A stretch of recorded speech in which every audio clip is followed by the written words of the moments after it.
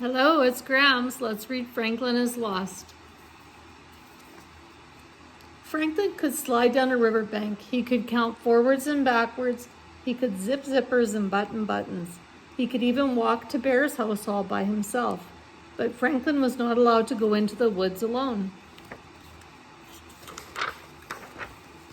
One day Franklin said, "I'm going to play at Bear's house." "All right," said Franklin's mother, "but be home for dinner by 6 o'clock. She showed him the time with the hands of the clock. "And Franklin," she warned, "don't go into the woods alone." Franklin raced down the path, over the bridge, and across the berry patch. Bear was there, Fox was there, Goose and Otter were there. "I'm here," huffed Franklin. "What are you playing?" "Hide and seek," shouted his friends, "and you're it." Franklin started counting. Hide and seek was his favorite game. He wasn't very fast, but he was very clever. He knew Bear always hid in the berry patch. Franklin looked around. He saw a shaggy paw swipe at a branch of berries. "I see you, Bear," he called. Franklin spotted feathers and fur under the bridge. "I see you, Goose. I see you, Otter," he called. Only Fox was left to find. Franklin walked this way and that. He looked into bushes and searched under logs. He walked along the path and over the bridge, and without even thinking, he walked right into the woods. He looked into burrows and all around trees. Franklin searched everywhere, but he couldn't find Fox. Fox wasn't in the woods at all. He was hiding inside Bear's house. And after a while, he shouted, "Can't catch me!" But Franklin couldn't hear him. He was too far away. "Where's Franklin?" asked Fox. Nobody knew. They waited a long time. Bear's tummy grumbled.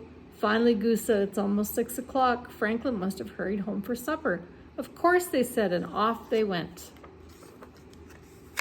At Franklin's house, the clock struck 6. Franklin's parents were annoyed. Their supper was ready. By 6:30, they were worried and went looking for Franklin. Franklin's father searched along the path. "Franklin," he called, "where are you?" Franklin's mother talked to his friends. "Where's Franklin?" she asked Bear.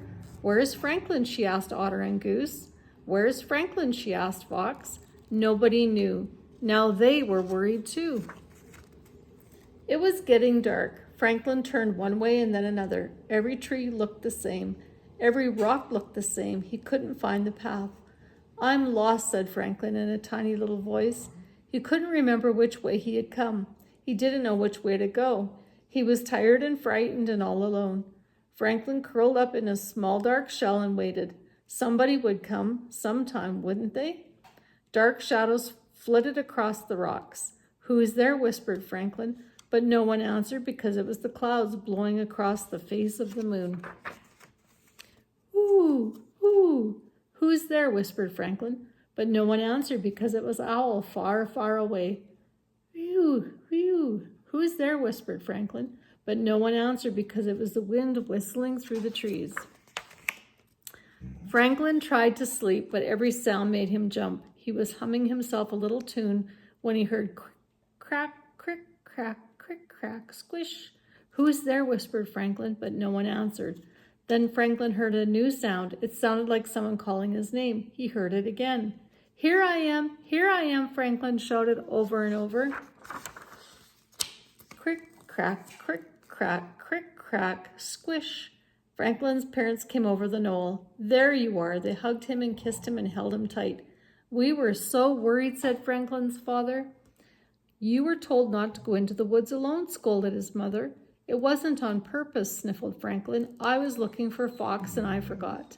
"Well, thank goodness you're safe," she said.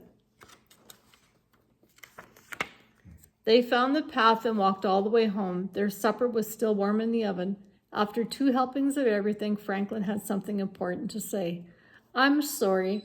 I promise I'll never go into the woods alone again." "Even if Fox hides there?" asked his mother. "Even if Bear hides there?" asked his father. "Even if everybody hides there," said Franklin. It was 1:30 bedtime. Franklin crawled into his warm, safe shell.